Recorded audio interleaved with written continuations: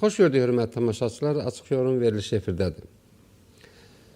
Qəbələdə keçirilən Türk Dövlətləri Təşkilatının növbəti sammitindən sonra Türk dövlətləri arasında inteqrasiya prosesində sadə məqamlar artıq ön plana çıxmağa başlayıb.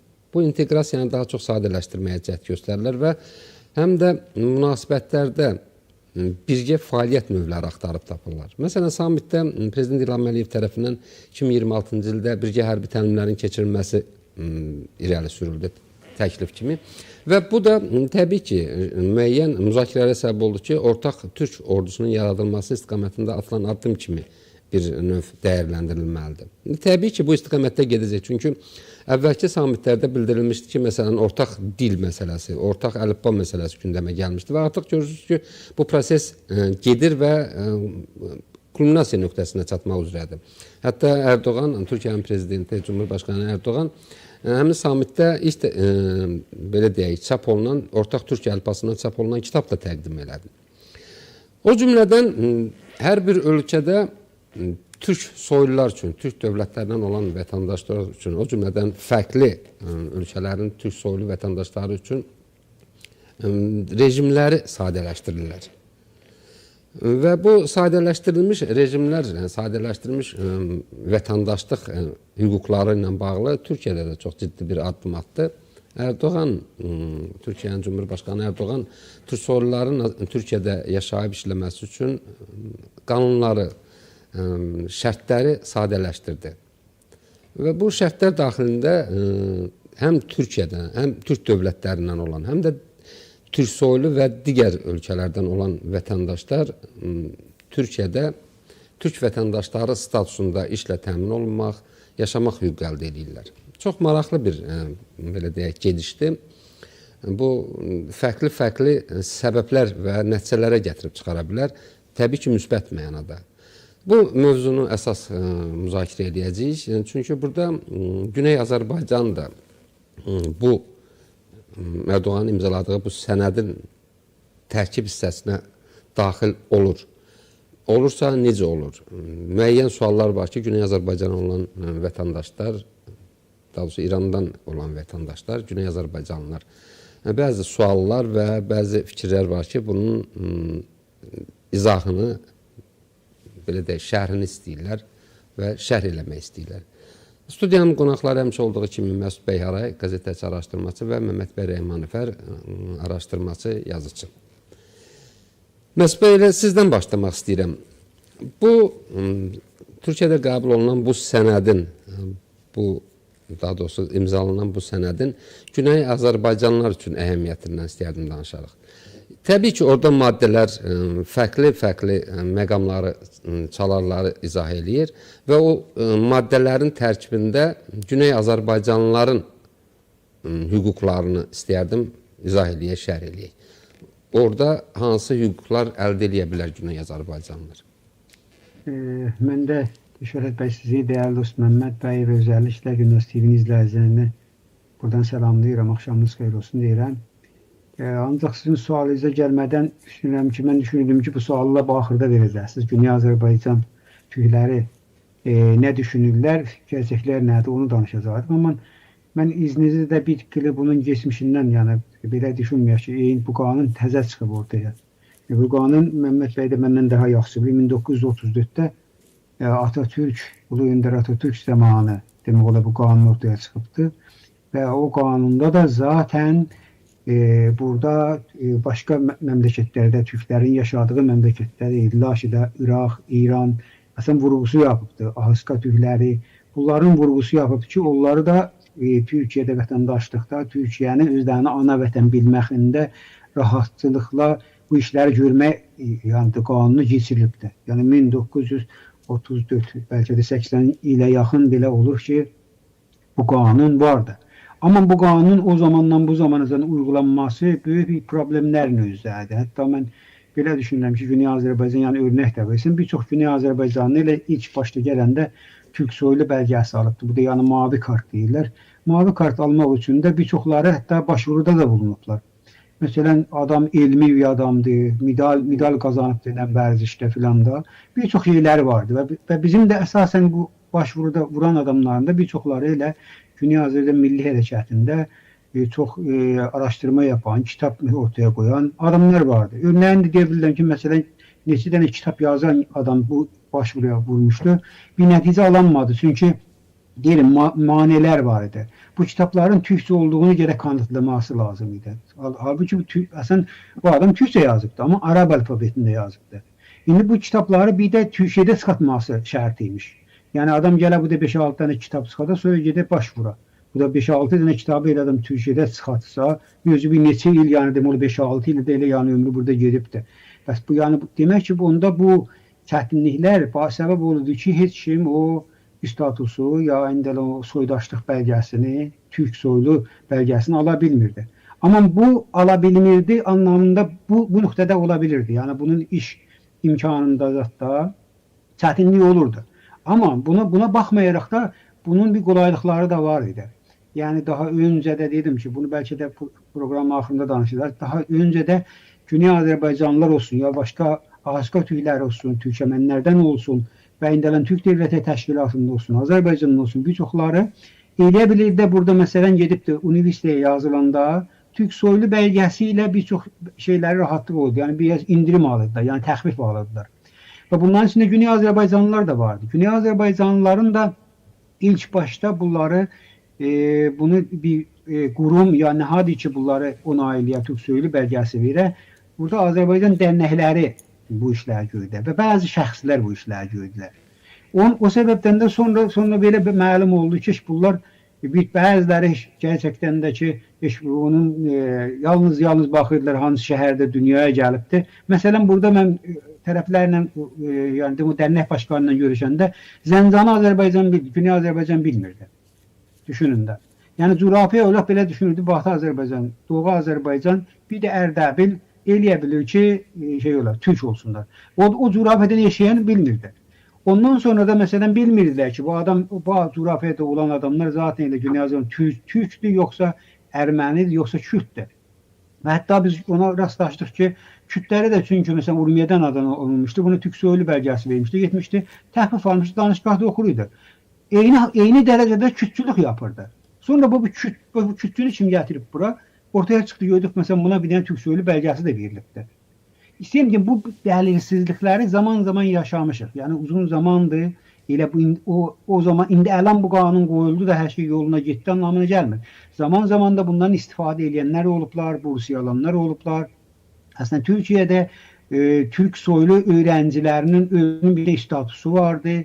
Aman eyni halda da bu yadımdadır, Mehmet Bəylə beraber programda yadımdadır ki, onun hakkında aslında detaylı burada danıştık ki, Türk soylulara gedib baxdığında baxırsan görürsən ki, Afrikadan da orada oxuyurlar.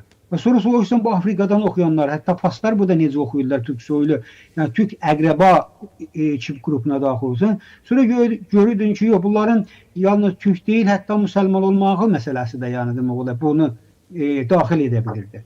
Və bizə təəccüb gəlirdi bu məsələdə. İndiki nöqtəyə gəlib çatacaqlar ki, amma istəyirəm ki, bu olay, ya bu qanun, bu yasa ilk başta Atatürk zamanı ortaya qoyuldu. Aslında ana vətən, Türkiyənin ana vətən bilmək üçün düşünün, o düşüncə, o Türklük düşüncəsi o zamandan qoyuldu. Amma o zamandan ta bu günə kimin, deyirəm, fərqli məcralarda, fərqli sıxıntılarla düzlədir ki, ta yetirik bugünkü bu qərara. Yəni, Sayın Erdoğan'ın bu yumuşatma qərarına, yani bir status tanıma qərarına. Məsələn, bir örneğini deyirəm, bir maddəsini deyirəm və sözü Mehmet Bəylə sizinlə beraber danışacaq, devam etdirəcək.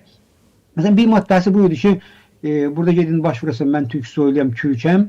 Hiç başta Türk olduğunu qəbul etmədilər, məgərin ki, sən bir dənə yaşadığın o bölgədə, yəni demək olar pasportun olduğu o məmləkətdən, oradan bir dənə sən gedib bəlgə gətirərdin. İstər səfirlikdən olsun, istər Xarici İşlər Nazirliyindən olsun, istər Milli Eğitim Bakanlığından olsun. Məsələn, bir Güney Azərbaycanlı gelip bunlardan bir kağız alardı ki, məsələn, mən Türkəm.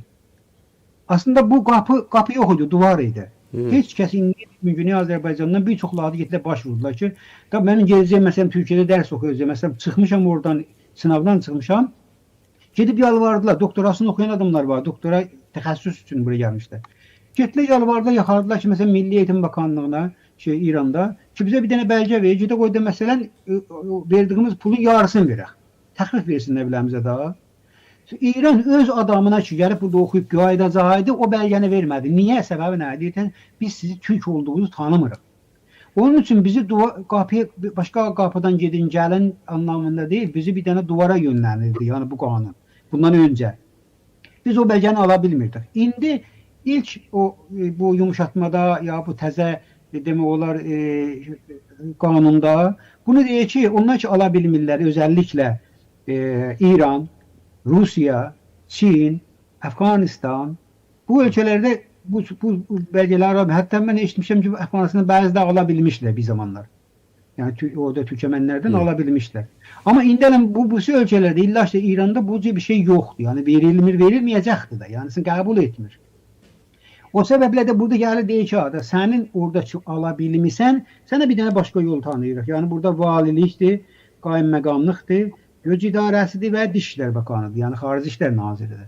Bu orqanlardan da eləyə bilərsən Türkiyədə başvurasan və orada bir para sınavlar var. Yəni boşu-boşuna həmən getdin də sənə hər şey burada işlərin anlamıdır da, onun detaylarını bəlkə də proqramın davamında danışacağıq ki, Güney Azərbaycanda belə şey olubdur, yola düşüb ki, sanki elə hər kəs bu öncəsi Türkiyəyə ona da iş imkanı da veriləcəkdir, vətəndaşlıq məsələsində çox rahat olacaqdır.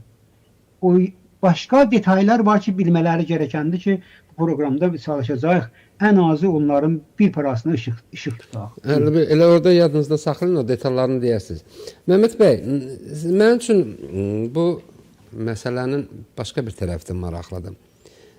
Bu qüvvəyə minməsi ilə, sadələşdirilmiş bir formaya keçməsi ilə təbii Güney Azərbaycan da daxil Türk soyluların öz vətənlərindən kütləvi axını problemindən yaşaya bilərikmi? Yəni bunun bu tərəfi də var, bu problemi də var. Şöhrət bəy, giriş verə bilərsiniz. Əvvəl giriş verin, fikirlərinizi deyin və sonra da mənim sualıma cavab verərsiniz. Buyurun. Şöhrət bəy, sizi Məsud bəy, hörmətli izləyicilərimizi və yayın otağında çalışan dostlarımızı hər zamanki kimi salamlayıram.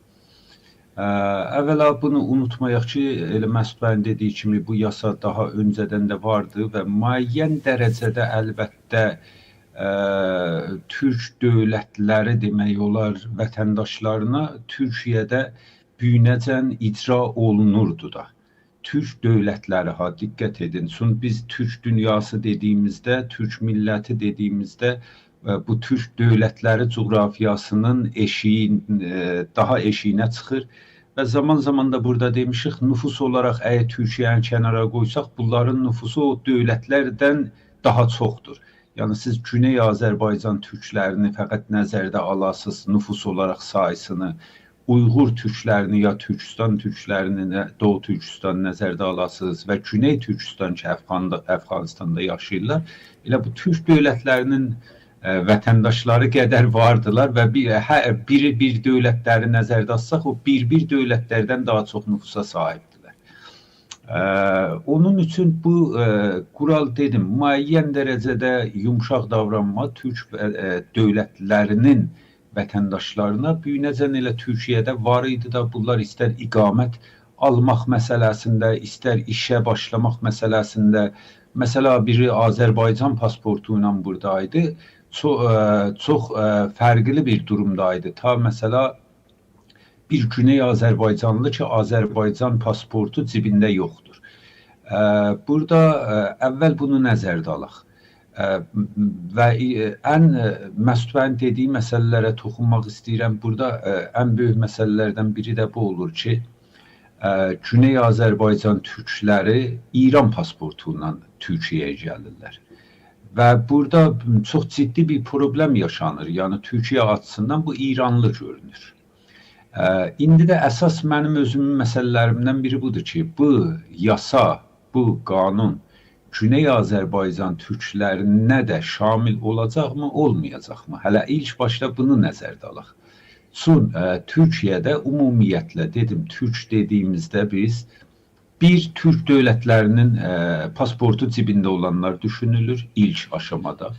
İkinci və bəlkə elə onunla yanaşı, ikinci dediyimdə burada əhəmiyyətsiz anlamında yox, bəlkə elə onunla yanaşı, Balkanlarda yaşayan türklər, çünki bunlar bir dönəm Osmanlı İmparatorluğunun demək olar vətəndaş sayılıblar. Balkanda yaşayan türklər öncəlik daşıyırlar. Balkanlar dediyimdə, yəni fərqli Avropanın ölkələri bilirsiniz. Balkanlar dediyimizdə geniş bir coğrafiya olur. Yunanistandan tutdu, hətta ta gedir Bulqaristan, Rumıniya, bəli. Bəli, bir çox cümhuriyyətlər ki, indi burada məsələ Albaniya ki, Türkiyədə Arnavutluq deyilir və bu kimi ölkələr. İndiyəcən də bunlara bəlli səviyyədə ayrıcalıqlar tanınıbdır. Bunu da qəbul eləyək və burada dilə gətirək. Bir də əgər Afrika və bu kimi yerlərdədir, ümumən burada da Məsud bəyin dediyi kimi yenə də Osmanlı İmparatorluğunun torpaqları, qədim o sərhədlərində yaşayan bölgələrdə Türkiyənin hala mənəvi nüfuzu vardır. Yəni o nəzərdə alınır. Bir də o müsəlman olma məsələsi ki, o da başqa. Güney Azərbaycan türkləri büyünəcən demək olar ən azı indiki şəraitdə elə bir statusa sahib deyirlər. Hətta Məsud bəy dedi ki, Əfqanistan türkləri Güney Azərbaycan türklərindən daha rahat bunu əldə edirlər. Çünki Əfqanistan türkləri rəsmiyyətə tanıyır. İstər o cumhuriyyət, qısa bir cumhuriyyət dönəmlərində ki, Əşrəf Qəni idi, Hamid Kərzai idi, Cumhurbaşqanı oldular orada. İstər o dönəmdə biz nəzərdə alaq, orada oranın türkləri danılmırdı.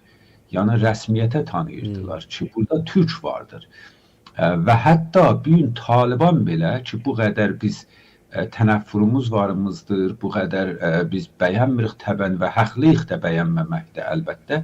Hətta Taliban dönəmində belə Əfqanistan türklərinin varlığı və kimliyi danılmır.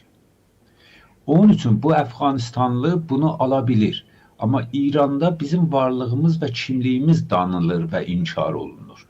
Və burada böyük bir məsələ gəlir. Hətta o qabaqçı məsələ ki, bir İranda yaşayan türklər üçün burada ümumiyyətlə universitetlərdə biraz ayrıcalıq tanınmışdı ki, bunlara burs şamil olurdu, bəzən o təxfif ya indirim şamil olurdu. Burada 2-3 məsələ var idi. Bir, Məsud bəy də işarə elədi və tam olaraq qatılıram. Burada hardan bilsinlər ki, mən ki, məsələn deyirəm, pasportumda doğum yerimi Xoy yazıb, Maçu yazıb, Burmiya yazıb, Təbriz yazıb, Ərdəbil yazıb. Bir Türkiyə hardan bilsin ki, mən Türkəm. Ola bilər bir Fars ailə bir gün gəlibdi Təbrizə və orada uşağı olubdu, sonra da çıxıb gedib elə Fars bölgəsində yaşayıb. O gün oraya gəlmişdirlər, bir həftə orada qonaq, uşaq da orada olub, məsələ sicilliyi orada alıblar. Misal deyirəm. Və ikincisi bu ki, bu gün nəmsi Təbrizdə bəlli sayda erməni var və Azərbaycanımızda bəlli sayda kürdlər var və bunlar və hətta bəlli sayda farslar var. Və bunu gəlir təsbit eləmək üçün o zaman, çünki Türkiyədə dərnəklərin bəlli yerləri vardır və yəni qanuni olaraq bunlar rəsmiyyətə tanınırlar. Gəldilər bu demək olar sorumluluğu dərnəklərə verdilər. Və təəssüflə dərnəklər bu məsələni doğru düzgün yerində oturtmadılar. Məsud bəy dedi, mən təkrar istəmirəm eləyəm bu məsələ. Bəzən hətta sui-istifadələr olundu bu məsələdən. Yəni bir dənəsindən türk olmayan birinə bəlli bir demək olar, bəlkə pul, bilmirəm, mən orada dərdim, ya müəyyən, ya hər hansı bir səbəbdən dolayı bu bəlgəni verdilər. Adam da getdi universiteye girdiyi gündən də sonra başladı anti-türk fəaliyyətlərinə yaxşı və bu təbii ki, Türkiyəni rahatsız elədi. İkinci məsələ də əlbəttə Əhməd Nəcadın o dönəm Türkiyə səfəri idi ki, Əhməd Nəcad buna qarşı çıxdı ki, siz İrandan gələn türklərə bu ayrıcalığı tanıyırsınız, ya İranlıların hamısına tanımalısınız, ya heç birinə tanımamalısınız. Bunu da biz nəzərdə alaq ki, Əhməd Nəcad o dönəm bu məsələ gəlib Türkiyədə danışında, özü də şans əsəri o dönəm idi ki, Əhməd Nəcad İran və Türkiyə münasibətləri çox yaxşı bir dönəmdə idi. Əhməd Nəcadın Cumhurbaşqanlığının o əvvəl o ilkin illəri idi və iki ölkə arasında nisbətən yaxşı münasibətlər var idi. Bunun da təsiri ola bildi bu məsələnin qaldırılmasında. Amma əgər sualınıza mən qayıtsam, baxın, bu bir əldən büyün nəmsi Türk dövlətlərinin bir araya gəlməkləri, keçən proqramda da dedik, Türk dövlətlərinin istər ortaq dil məsələsində, istər yavaş-yavaş ortaq bir hərbi güc savaş gücü oluşturmaları və istər bu iş məsələsində, yəni çalışma məsələsində filan bunların bir-birlərinə yaxınlaşması hər halda sevindiricidir. Hər halda sevindiricidir. Təbii ki, dostları sevindirər və təbii ki, düşmənləri rahatsız eləyər. Amma Güney Azərbaycan məsələsinə gəldiyimizdə müəyyən dərəcədə Məsud bəy dedi və mən də dedim, bağışlayın, son mövzu biraz dəyişdik. Mən tam olaraq, net olaraq sizin sualınızı unuda bilirim. Əgər imkanı var, sualınızı bir daha da təkrar eləsəz, mən çox qısa onda haqqında fikrimi deyərəm. Çünki tərcih verdim əvvəl mən də bir ümumi baxışım ola ki. Yox, mən istədim ki, fikrinizi bildirəsiniz. Təbii, yəni bu hadisəyə fikir bildirilməlidir. Mən elə sualı yenə təkrarlayıram, amma biraz başqa kontekstdə. Yəni sizin çıxışınızdan belə bir nəticəyə gəldim ki, indiki qəbul olunan yeni sənəddə də Güney Azərbaycan məsələsi belə başa düşdüm açıq qalır yenə də, hə? Yoxsa səhv başa düşdüm? Bəli, Məsud dediyi kimi müəyyən yerlər var ki, bu türk olmağı demək olar, bu türk olmağını isbat eləmək üçün, kanıtlamaq üçün ora gedəcəksən, yaxşı. Amma bu net və şəffaf deyil. O qərarverici yerlər nə proseslə bunu təsbit eləyəcəklər bəlli deyil. Bax, əgər pasporta baxsalar, dedim, məsələ mənim pasportumda yazıbdır Xoy Urmiya Maçu. Tamam, bir Kürt də orada doğubdur, onun da pasportunda o yazıbdır. Və İran tərəfinə müraciət olunsa, heç vaxt İran konsulluğundan, İran demək olar elçiliyindən ya İran Xarici İşlər Nazirliyindən imkansızdır. Bir bəlgə verilə ki, bu adam türkdür, bu adam Kürtdür, bu adam ermənidir, mənim vətəndaşımdır. Sonra İran bunları rəsmiyyətə tanımır. İran deyir, hamısı mənim vətəndaşımdır. Hətta türk olmağımızı heç bizim qəbul eləmir. Hələ söz konusu biz türklər olduğunda türk olmağımızı qəbul eləmir. Onun üçün bunu isbatlamaq gerçəkdən çox çətin olacaqdır. Özəlliklə Güney Azərbaycan türkləri üçün əgər qərar ola bu qanun ki, əlbəttə yasa olaraq, qanun olaraq Güney Azərbaycan türklərini də qapsaya bilər. Yəni onlara da şamil ola bilər. Özəlliklə 9-cu maddəsinə, 10-cu maddəsinə biz baxdığımızda Güney Azərbaycan türkləri də buna istinad eləyə bilərlər. Amma əmələ keçdiyində, dediyim kimi, o işə gəldiyində bu hansı sürəclə qabağa gedəcəkdir, nə cür olacaqdır şübhəlidir. Əgər qabaqçı kimi istəyərlər, bəzi dərnəklərə verərlər, ya bəzi fərdilər ki, burada büyünəcən Güney Azərbaycanın milli hərəkətinin rantından istifadə ediblər və fəqət öz şəxsi mənfəətlərinin peşində olublar ki, keçən seyirdə bu məsələdən böyük su istifadələr elədilər. Mən istəmirəm burada ad çəkəm və çox bu məsələləri orada-burada eşitmişik ki, nə cür su istifadələr elədilər. Əgər Çinə də aynı sürəclə, aynı rəvalını istəyələr gedələr. Mən belə düşünürəm ki, Çinə də burada o fəsadlar ortaya çıxacaq, su istifadələr ortaya çıxacaqdır və təbii ki, Türkiyə sonra gəlibdir, düşünəcək və bu məsələnin bəlkə hətta qabağını ala bilər. Amma bir məsələ, indi xatırladım, o geniş gəlmə, mən çox belə düşünmürəm. Baxın, burada ya adam gərək bəlli bir sərmayə sahibi ola, gələ burada özü iş qura, ya burada işə alına.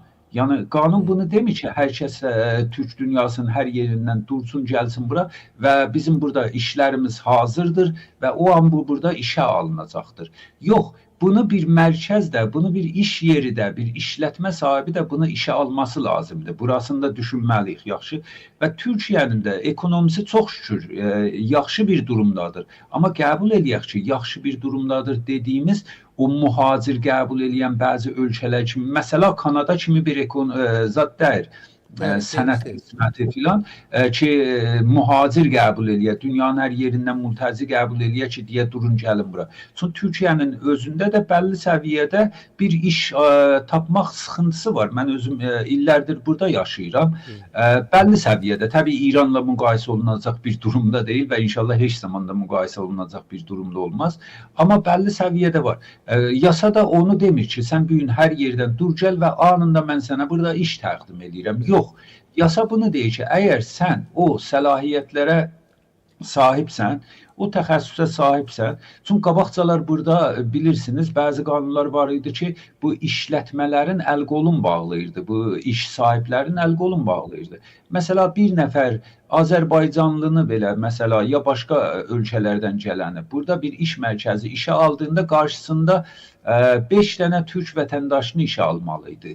O bir əldən ona ödədiyi vergi fərqli olurdu və o vergi ki, onun işinin qarşılığında fərqli olduğu üçün bir çox iş mərkəzləri yabancı demək olar işləyənləri çox çətinliklə qəbul edirdilər və işə alırdılar. Bu qanun eləyə biləcəkdir, bu çətinlikləri müəyyən dərəcədə ortadan qaldıra və bir adam əgər o səlahiyyətlərə sahibdir və bir iş mərkəzdə onu işə almaq istəyir, bu sürəc daha rahatlaşacaqdır. Mən belə düşünürəm. Yoxsa mən heç düşünmürəm ki, bu məsələ bahis ola kütləvi şəkildə Türkiyəyə axın olunsun. Çünki o gələn adam hər halda burada bir yerdə işə başlamalıdır və işə başlamaq da bəlli bir sürəcləri vardır. Məsud bəy, bu detalları mən istəyərdim, bəzi detalları müzakirə eləyək. Mən yenə də əsas hədəf Güney Azərbaycanı götürmüşəm.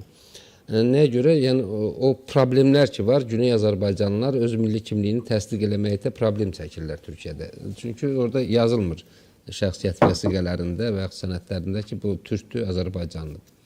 Amma maddələrdə bunu sübut eləmək üçün əsaslar var. Mən fikirləşirəm. İndi görək, siz necə fikirləşirsiniz? Bax, məsələn, maddələrin birində Məsud bəy yazır ki, öz ölkəsinin əsas əhalisindən fərqli etnik və mədəni kimliyə sahib olmaq. Yəni, bu maddədən tutaq ki, istifadə edib Güney Azərbaycanının şəxsiyyət vəsiqəsində İranlı yazılsa belə, öz mədəni və milli kimliyini təsdiq edə bilməz. Yəni, fakt göstərilir ki, hakim, belə deyək, əsas əhali deyəndə hakim əhali nəzərdə tutulur da, çox güman ki, mən onu elə başa düşürəm. Əsas əhalisini, yəni hakim əhalidən fərqli olaraq, farslardan fərqli mədəni və etnik kimliyə. Bax, detalın bir hissəsində, bax, bir maddəsi də budur. Yəni, bax, bu maddədən çıxış eləsək, nə nəticə əldə edə bilər? Yəni, Güney Azərbaycanlılar üçün, belə deyək. Baxın, bu maddə tam anlamıyla ilə bunu izah edir ki, daha öncədə əgər türk bəlgəsi, türk soylu bəlgəsi ala bilməyən etnik qruplar ki, onların o yaşadığı ölkələr ona imkan vermirdi, o qısıtlama gətirmişdi. İndi eləyə bilər, onu aşarlar. Yəni, bu olaylar, bu prosesini Türkiyədə davam edirlər. Amma bu prosesi aradan qaldırdı, heç yoxdur da anlamına gəlmir. Ya, həmən deyil, Bəyəqlə Məmməd bəy dediyi kimi, məhəlləsət deyim, Güney Azərbaycanda bir çox elə Fassada yazıblar bizim Güney Azərbaycanda. Hətta təşkilatdan xəbərlərindən baxdığımda, hamısı belə işarə edilir ki, hər şey yolunda da elə bir Güney Azərbaycanda Bəyəqlə Məmməd bəy dediyi kimi, toplu adamla gəlib də burada işləyə bilərlər. Yox, heç də o cür deyil. Bunların ilk başda sən burada oturum alman lazımdır. Oturum almanında şeylərini bəlkə hər kəs burada bilir. Nə qədər dolar ilandır, ya ev alacaqsan, ya şirkət quracaqsan, bəlli bir məbləğ şeyində. O da ki, 400 min, 600 min dolar söhbətidir. Və ya gələsən burada bir dənə onların dediyi, əgər da bir demək olar, iş qurasan, sərmayə gətirəsən, vətəndaşlıq alasan. Bir o var. Yox, bu statusa zaten bizim Güney Azərbaycandan bura gələnlərin %99'u bu statusu, o pulu yanı parası yoxdur. Yəni, Güney Azərbaycandan danışanda bir sərmayə sahibi adamdan danışmırıq ki burada. Bir çox Güney Azərbaycandan bura gələnlərin çoxu öyrənci, çoxuları elə burada gəlsinlər bir həyatlarını davam etsinlər, müzahirələrini davam etsinlər. Bu perspektivdə bu məsələyə baxdığımızda yenə də şərtlərin ilk birinci dərəcədə dediğim 10 dənə maddələrə baxsan, bir də oturum izni alman lazım. Oturum izni ilə böyük şəhərlərdə zaten gəlib burada icarə eləyəsən qalmaq yoxdur. Onu qısıtlayıblar 3 ay. Yəni 3 ay sən gələ bilərsən, qala bilərsən, 3 aydan sonra gedəcəksən. Ondan sonra da bu oturumu tutalım, gəldin, bir dənə ev aldın və ev izni bəzi kiçik şəhərlərdə verirlər. Oturum izni verirlər. Onda ki, sən 5 il gələk burada oturma iznin ola, sonra gəlsin vətəndaşlığı başvurasan. İndi bu 5 ilin içində də sən oturma ev alıbsan da yenə də yabancı olaraq, Güney Azərbaycanlı olaraq sənə iş izni verilmir. Bəyəqlə Məmməd bəy dediyi kimi. Və indi məsələn o qanunda onu da işarə edir. Məsələn, keçən ildə bir dənə yumuşatma gənə oldu. Yəni bir ayrılacaq tanındı. Yabancılar, onu təhbizə də deyil, bütün yabancılarda. Qabaqca deyildi bir dənə, məsələn bir nəfər gəldi, şirkət qurdu burada. Bir nəfər yabancı çalışdırdı, onun qibalında 5 dənə Türkiyəli çalışdırmalıdır. Gəlidilər burada şirkət qururdu. Məsələn, mən gəldim burada bir dənə balaca bir şirkət qururdum və fəaliyyətə başlayırdım. Bir özümün sigortam üçün, yəni biməm üçün pul ödəyəcəyim devlətə gərək 5 nəfərə də, 4 nəfərə də ən azı Türkiyəli ödəyərdim. Və çoxları da tapan elimiz gedə Türkiyəlilər elə sigorta edirdilər. Yəni işlətmirdilər. Nəmə işlədəcək? Təzə başlayıb bir dənə şirkəti 2 nəfərlə 3 nəfərini idarə edə bilər, 5 nəfər adam alacaqdı. Bu sorun da oldu. Türkiyənin başında sonra da bu sorun oldu. Gəldi bu qanunu bir dəyişdilər. Gəldi dedilər ki, hər kəs bir yerdə eləyə bilər, həm özü şirkət qursa 1+1 olar. Yəni bir nəfər yabancının sigortasını tökərsə 2 nəfər Türkiyəli olar. Sonra gəldi hətta şirkətdə, Türkiyə şirkətlərinə də yenə bir ayrılıq tanıdılar. Yumuşatma getdi. Dedilər ki, qabaqca da Türkiyə şirkətlərində deyil, eyni davam edirdi. Sən əgər bir nəfər yabancı işlədəcəksən, baxmayaraq bunu xarici adam gəlib, yox. Türkiyəlinin özü şirkət qurub, istəyir bir dənə də yabancı o da çalışdırır. Deyirsən, bir nəfərin qıbalında görə 5 nəfər də Türkiyəli o da olar. Yəni 10 nəfər Türkiyəli çalışdırırsan, 2 nəfər yabancı çalışdırır. Gəldi onu da dəyişdi. Gəldi onu da elədi 5+1. Yəni 56+1. Yəni dedi, sən indələn, məsələn, Türkiyəli bir dənə şirkət. 5 nəfər adam Türkiyəli çalışdırır, nişan verir ki, bu 4 nəfər də elə bilər yabancı çalışdırır. Amma sonra başqa bir dənə, məsələn, sıxıntı vardı. Bir Türkiyəli şirkət istəyir, amma nəmin istəyir, tərcümən istəyir, özəl təxəssüslə istəyir. Çünki deyir, yabancını almaq üçün sənin başqa bir dənə də gərəkçə lazımdır, o şirkətlərə deyir. Çünki mən özüm burada bu işlərin dalıca getmişəm. Orada da deyir ki, sən Türkiyəli var olduğu müddətdə eyni şouldan adam götürənməzsən. Yəni sən verəcəksən, axtarış verəcəksən, deyəcəksən mən bu sənətə, bu fikrə, bu təxəssüsə ehtiyacım var.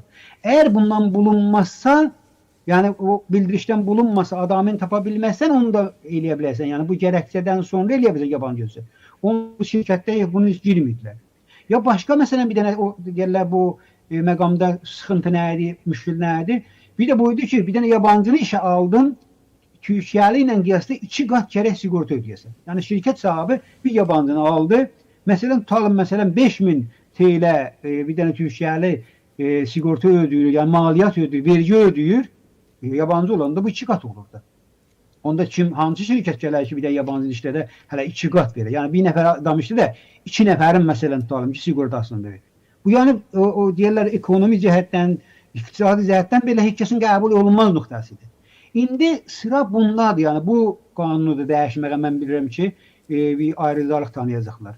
Çünki Türkiyənin də ehtiyacı vardı. İlla və illa. İndələn bu aman nöqtəyə gələk ki, Sayın Erdoğan'ın bu təzə qanunla, təzə yumuşatma məsələsini gəlsə, böyük məsələ burada ortaya çıxır ki, Türkiyə gerçəkdən də bir çox yabancı ölkələrdən gələn mültəzilərə ehtiyacdan daha çox Türk kimliyinə sahib, Türk bilincinə sahib olan adamlara da ehtiyacı vardı.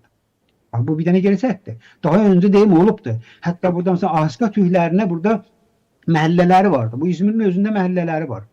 Yəni bunların müstəqil özlərini burada yerləşdiriblər, evlərini tikiblər, hər şeylərini, imkanlarını yaradıblar. İstəyim deyim ki, bu cür bir projelər əski zamandan var idi.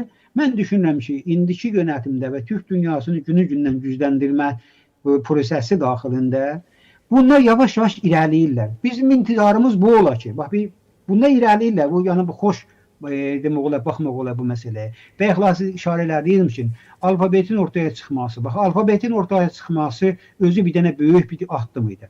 İndi alfabetdən sonra mən bilirəm ki, Türk Dövlətlər Təşkilatının bir dənə Türkiyə başqa devlətləri olmayan türklərin məsələsini düşünürdü, onlara bir yumuşatma, onların bir əlindən yapışma, əgər bir addım atırsa, illa ki eğitim məsələsində onlar ki yasaqdır, onlar ki öz ana dillərindən eğitim ala bilmirlər, onlara da bir ayrıcalıq tanıyacaqdır. İlla məsələn deyirəm ki, gələcək illərdə də bizim ehtimallarımız üzərində belə olur ki, Türkiyə, Türk soyluları burada rahat bursiya verə biləcəkdir. Və çalışacaqdır onları bursiya verməklə həm Türkiyəyə qazandıra, Türk kimliyinə qazandıra, həm də bir tərəfdən də bu bilgiləri Türk dünyasına axtara. Hətta Türk devlətləri olmayan nöqtələri də axtara bilər. Bunu anlaşmalar nə eləyə bilər? Məsbəy, bax, o dediyiniz məsələ Qəbələdə müəyyən formada həll olundu. Necə? Bunlar Türk Dövlətləri Təşkilatı üstəgəl platforma yaratdılar. Bax, o platformanı inkişaf elətdirməyin mənası, o plus o deməkdir ki, bax, Mehmet bəy dedi ha, yəni bizim respublikalardan, dövlətlərdən çox Türk dövləti olmayan dövlətlərdə türklər çoxdular. Bax, o Pirus, Türk Dövlətləri Təşkilatı Pirus platforması məhz onun üçündür. Çində Uyğurlar, İranda Güney Azərbaycanlılar, Rusiyada Başqırtlar, elə Dərbənddə Azərbaycanlıların özləri, Tatarlar, Çuvaşlar, Adgeylər. Yəni, bax, o Türk Dövlətləri Təşkilatı üstəgəl, mən Pirus Rusça deyirəm, üstəgəl. O platforma məhz onun üçündür. Bax, indi danışdığınız məsələ üçündür. Onu inkişaf elətdirmək olsa, inkişaf elətdirsələr və onun yöntəmini tapsalar, o siz dediyiniz o problemin həllinə gətirib çıxaracaq. Tatarlar, Tataristan qoşulacaq. İstəyirəm burada, sözüm burada bu bitirəm sizin sualının cavabını ki, bu bir dənə sürəcdir. Yəni, həmən bayaqlar dediyiniz kimi özü bir dənə özü böyük məsuliyyətdir. Sən isə bilən, Türk Dövləti Təşkilatının cəmiyyəti qədər Türk dövləti olmayan Türklər vardır. Buna hamısının bu qədər məsuliyyətini bunlar boynuna ala bilərmi? Heç, yəni olmaz bir şey. Amma bu sürət davam edirsə, bir çox şeylər həll olar. Yəni bir çox hətta Türkiyəyə və Türk Dövləti Təşkilatına daha çox qazanar. Yəni belə düşünməyək ki, bunlar bir məsuliyyət düşübdür Türk Dövləti Təşkilatının boynuna. Amma onun tam tərsinə Türk Dövləti Təşkilatı daha güclü hala gəlmək üçün aslında bu Türk dövlətləri olmayan Türklərə də ehtiyac vardır. Bu da bir gerçəkdir. Amma mən bir dənə balaca bir şey detay deyim və söz verim sizə. Bu ki, biri gəldi bura. Hətta bax, orada dərs oxuyub gəlir, burada indi deyədim, mən türk soyluyam. Dedim, bayaqlar dedim, valilikdə başvura bilər, qaim məqamlığa başvura bilər, Göç İdarəsinə, Dişişləri Bakanlığına ki, gedə oradan bəlgəsini. Bəlgəsini aldı da həmən bəlgə vermirlər ki, sən gərək eləsən hansı şuğlu, hansı təxəssüsün sahibisən. Dəngilik gətirsən, yəni oxuduğun ya təxəssüsün barəsində sertifikan olsun. Yəni sənin mədrəkin olsun əlində ki, bu işi mən başarım. Əgər bunları təsbit edə bilməzsə, gərək Türkiyədə gedə dövrə görə. Məsələn, tutalım ki, mən deyirəm ki, mən burada məsələn bir dənə mühəndisəm. İndi o mühəndisliyimi geri ispat etdirə bilərəm. Baxın, ispat etdirəm, yəni tərcümə elətdirəm, dənciliyə gedəm, o danışqa, mən oxudum danışqahın bəlgəsini burada qəbul edələr və bu özü bir deyirəm ki, bir sürətdir. Bəlkə də burada sadə dillə desəm, burada bir qanuni şəkildə vətəndaşlığa başvuranda böyük bir sınavdan geçir. Sağlıq sınavından tut, ta geçmiş sınavından tut, hər bir şey. Elə bu prosə də aynıdır. Yəni gəlmə həmin deyil, hələ ilk başda oturma almağındır. İkinci, bu ispat etməyindir. Üçüncüsü, bu dediği bəlgələri hazırlamağındır. Dördüncüsü, vətəndaşlığa o şeyə Türk soylu bəlgəsinə başvurmandır ki, sonra komisyon bunu qəbul edəcəkdir, etməyəcəkdir. O da başqa bir prosedir. Yəni həmən gəldim, geçdim, getdim, mən Türkəm dedim də işim orada iş tapamadım, burada iş tapım anlamında düşünməsinlər. Yəni Güney Azərbaycanda illa ki, bu da sözüm budur ki, araşdırıb, dərinləşdirib bilsinlər, sonra demək olar yola addım atsınlar. Buyurun, mən bu qədəri deyim, sonrasını davam edərik. Mehmet Bey, bu bəlgədə maraqlı bir məqamda var. O məqamda oxudum. Onu da gəl biraz çözək. Vətəndaş olduğu ölkədə məcburi səbəblərdən öz fəaliyyətini icra edə bilməyənlər. Bu çox maraqlı məqamdır. Yəni bugün Güney Azərbaycandan bayaq siz də işarə elədiniz. Türkiyəyə daha çox tələbələr gedir. Daha çox təzyiqlərə məruz qalanlar gedir. Bunları izlədikləri üçün gedirlər dövləti, polisi, etalatı, o birisi, bu birisi. Yəni bu maddə həmin dediyimiz kateqoriya olan insanlara şamil etmək olarmı? Yoxsa burada başqa məqam var? Şöhrət bəy, əslində tam onlara şamil olması lazımdır bu maddənin. Baxın, yəni büyün nəmsə, əlan bizim dərdimiz nədir? Məsud bəy, mən zaman burada demişik. Güney Azərbaycan milli fəalları o maddəni ən belə yüksək səviyyədə demək olar, o maddəni Türkiyə şivəsi ilə desəm, hak ediyorlar. Yəni o maddə bunların haqqında geçərli olması gərəkir. Amma siz baxın, son 2-3 ildə, əlan mən burada deyirəm, Məsud bəy bir adlarını gözündən, zehnindən geçirə bilər. Son 2-3 ildə bir çox Güney Azərbaycanlı milli fəallar Türkiyəni tərk etmək zorunda qalıblar.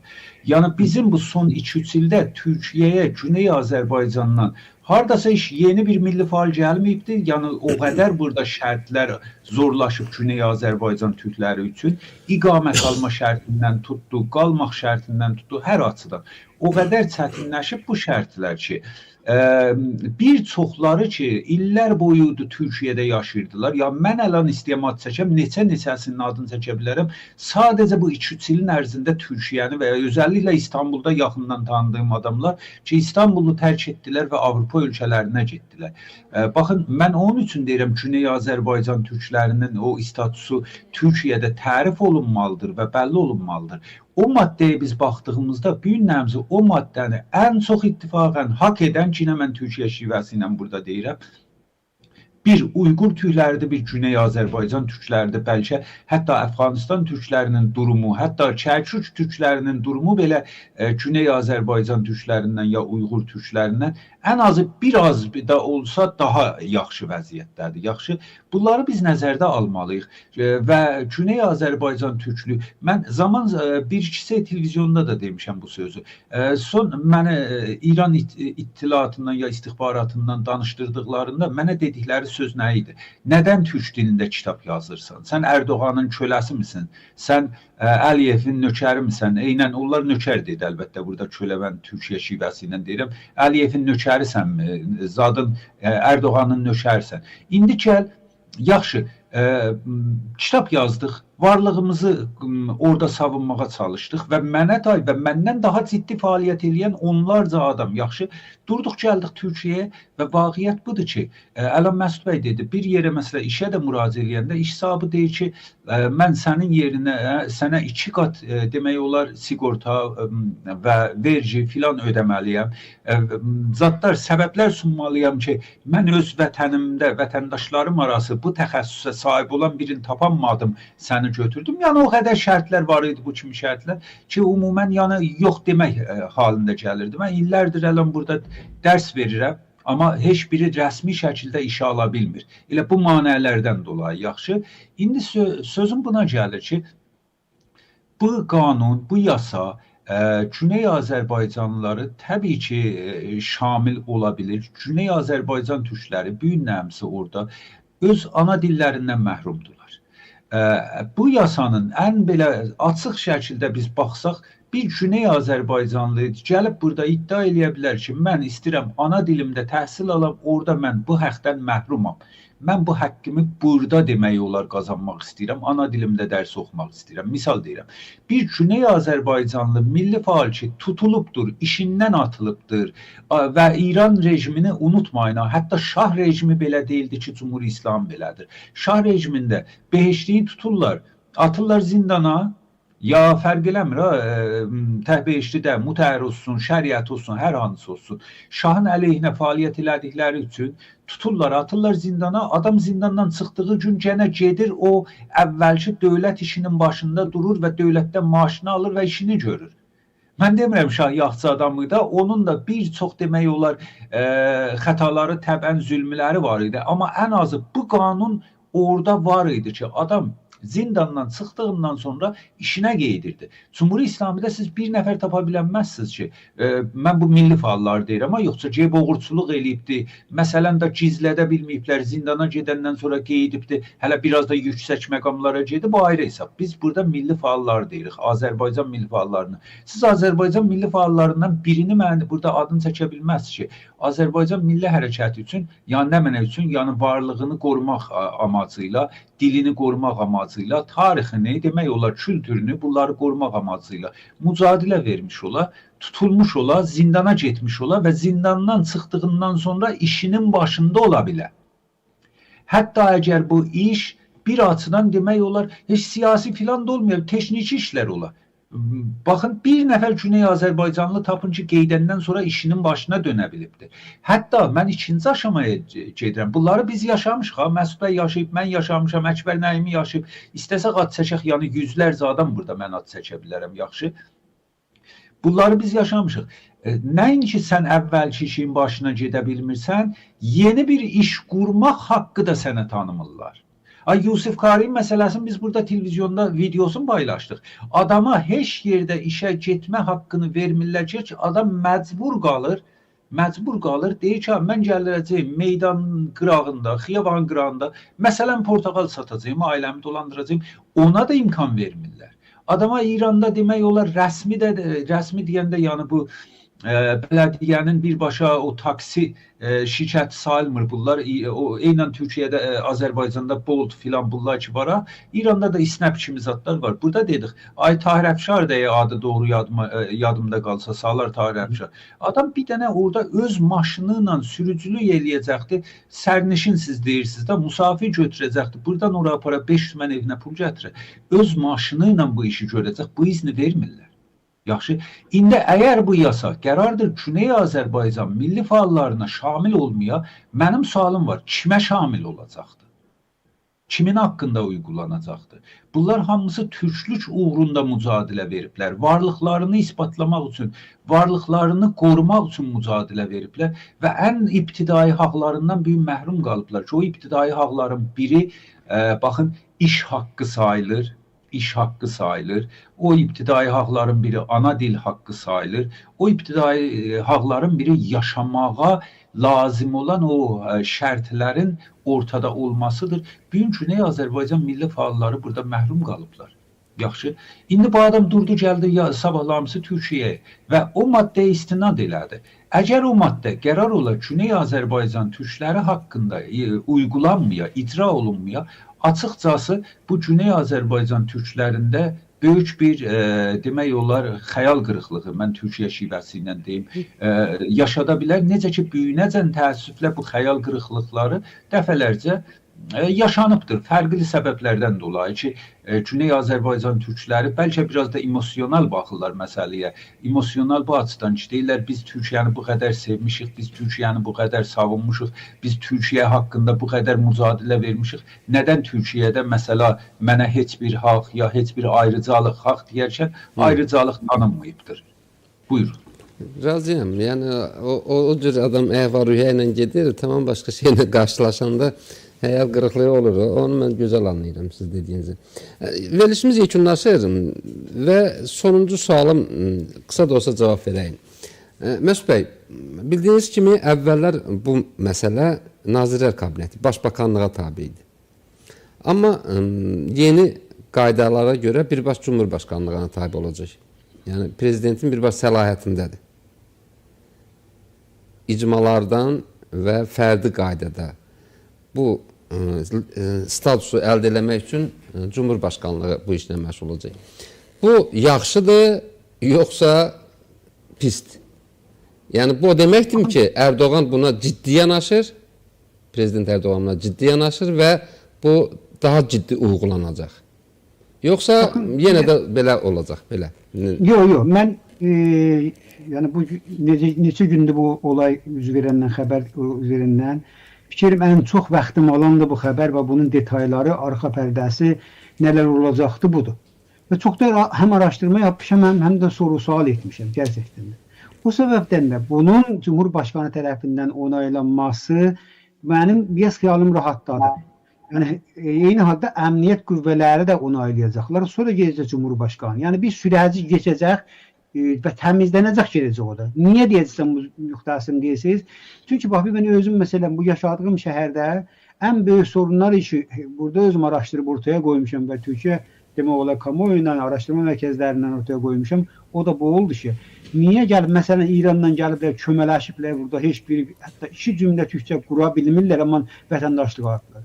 Aslında bu adamlar gələnlər kimlərdir? Bir araşdırın görün. Məsələn gəlib burada ev alıbdı, yuxarı miqdarla ev alıbdı, ailəsinin uşaqlarını gətirib qoyub bura, amma devrin mühafizlarındandır. Ara sıra da gəlir Türkiyəyə və nə bilirsən casusluğun deyil, çıxı gedir. Və siz buna nə gərəksə ilə bu adama pulu gətiribdir də, bilirsən, burada çox iqtidarı ələşdirən nöqtələrdən Məmməd bəy bilir. Bu ilki deyirlər ki, siz məmləkəti pula satırsınız. Baxın, bu ələşdiri var idi ortada. Və haqlı durumlar da var idi. Amma adam məsələn tanım elə bu şəhərin özündə 7 ildir də buradadır. Qulaq as, gələn həmində vətəndaşlıq alıb 7 il də buradadır. 7 ildə üstündən keçəndən sonra 2 cümlə, 3 cümlə türkçə başarmır. Neyiniblə bu özlər? Özlər gedib pasta yığışırlar bir dənə bir şeyə, buluka. bir yerə, sonra bir-birlərinə irtibat qururlar, bir-birlərinə danışırlar, bir-birlərinə iş qururlar, bir-birlərinə alış-veriş edirlər. Yəni əslində niyaz yoxdur, toplum ilə entegre olmaqları sıfırdır. Və sonra gəldi bu müşkülü ortaya çıxdı. Qardaşım, bu adam 8 ildir, 7 ildir buradadır. Çıxırsan bunu bir 5 kəlmə danışdırırsan, başar mı danışar? Və bu necə həyatını 7 ildir burada davam etdirir? Sonra axtarırlar, araşdırırlar və bizim kimi adamdan sonra deyir ki, bu adamla entegre olmağı siz izin verməmisiniz. Məsələn, bu adam vətəndaş olmağın gerekçələrin bir Avropada nə mənadır? Geçin Almanya'ya, diye Almaniyaca bilgin olmaz lazım. Almanyaca okuyacaksan bilgin olacaktır. Almanya kanunların hakkında bilgin olacak.